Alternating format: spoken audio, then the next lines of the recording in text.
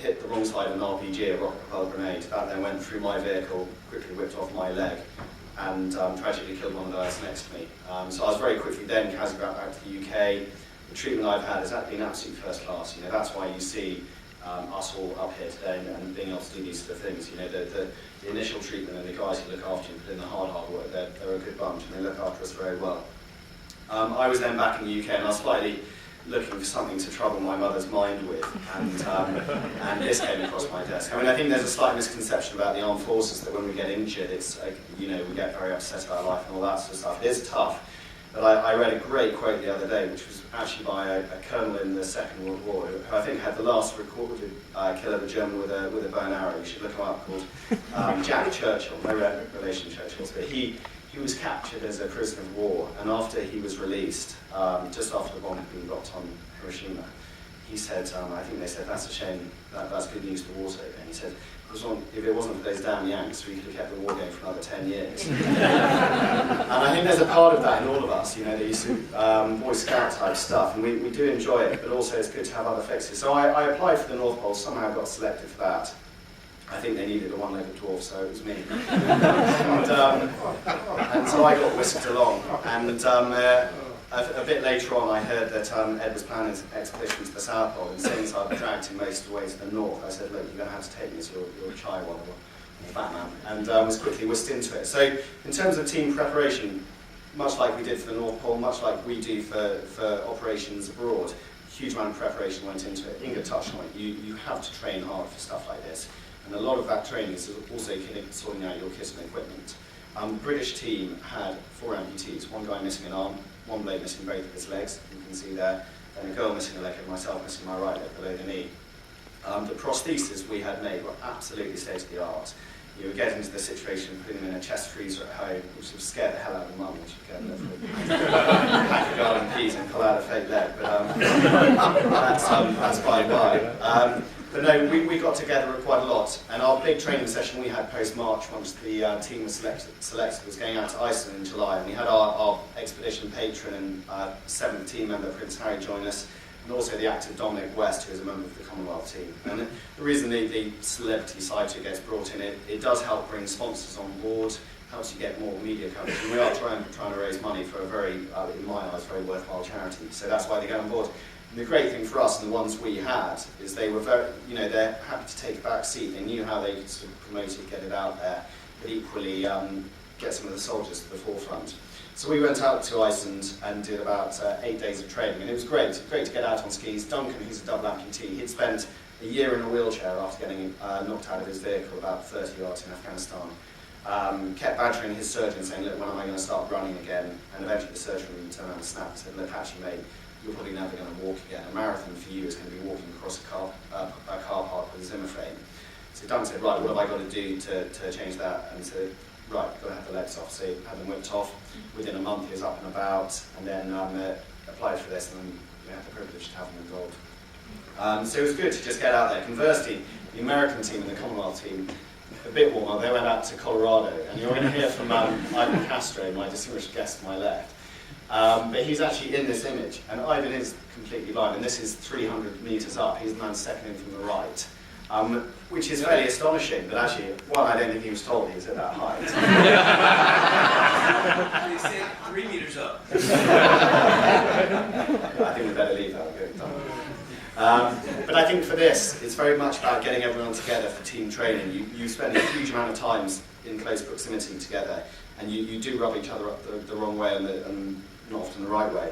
And it's very important you get to know each other very, very well and know where your strengths and weaknesses are. You know, Ibi Ali, who was in our team, he was missing an arm, useless at tying up his own shoelaces, great at pulling extra weight. So it's key you work out where your strengths are, where your weaknesses are, and you adapt to that and you overcome that.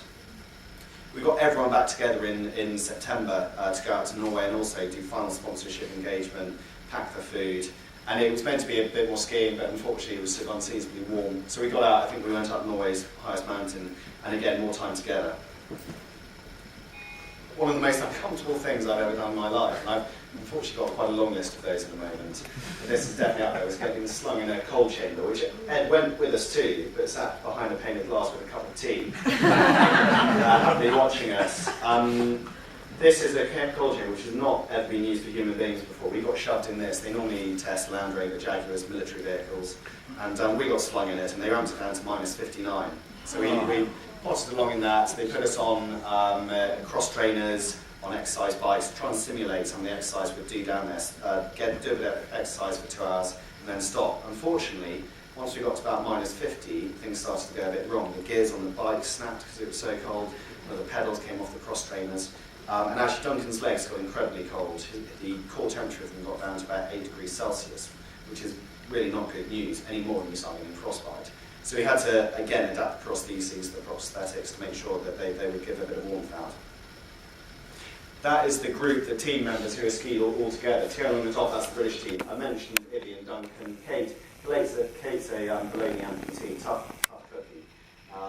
And great to have her involved. I mentioned Prince Harry, and then each team had a mentor. I think it was Ed's excuse for him being able to go on this. But it was good to have someone who could play the good cop to the bad cop of the guidance to slow people up and keep them going. So we had a guy called Richard Eyre. It was great to have him on board. Going along the American team, I'll let Margot and Aidan cover themselves, but Therese Frentz, who's in from Margot on the left-hand side of the screen, she was badly blown up in Iraq and has horrendous burns all over her body. But also, something was different with this expedition, is that we wanted to demonstrate that there aren't just physical injuries out there, there are very severe mental ones as well. And the stats go that for every 1 physically injured, they think there'll be about 4 mental as well. Therese also has PTSD, so it's very good for guys and girls, particularly in this, to see that mental injuries do happen, they are bad, you can recover from it and life can go on. And then you've got Inga, Ed, and then Alex Skarsgård. Alex was the select to go with the American team, and I think, a saving grace that he came to was hard as nails. Going on the bottom, we've got 2 Canadians, Alexander Baudin-Danjou and Chris Downey. Chris Downey has got a harrowing story. He was walking back, he was a bomb disposal technician out in Afghanistan, and as he was walking back from the device with his best mate that they'd just taken to pieces, his best mate stood on a device which killed him. Chris then took the rest of the blast on one side of his body, but effectively his mate saved his life by taking the blast himself. He then had a perforated lung, lost an eye, pretty smashed up boy, and it was incredibly watching him getting involved with this expedition, because it was all about him doing it, living every day, in the space of his best mate. Next to him, 2 Aussies. I'm sure this won't work over here, but it normally does in England. We have had a good run in cricket in England. We had a great tournament called the Ashes. I had a lot of fun winding them up about it because we had won that last summer. Day 1 of the first test, we started down there and we played pretty badly, and they had a lot of fun giving us stick. But those 2 Aussies were great fun. He Jameson, the one third from the left, he was shot through the neck, and on the outside you look at him, he's a big strapping 6'4" lad. It's very easy to think there's not much wrong with him, but actually his nervous system is so messed up that if you run your finger down one of his shin, he retches. If he is holding a glass or a ski pole, he has no feeling in his right hand. He's a damaged guy, but he's a tough bloke. And then we had Dominic West, the actor, another mentor, Sam Devlish, and a guide, Eric Phillips. And I hand you over to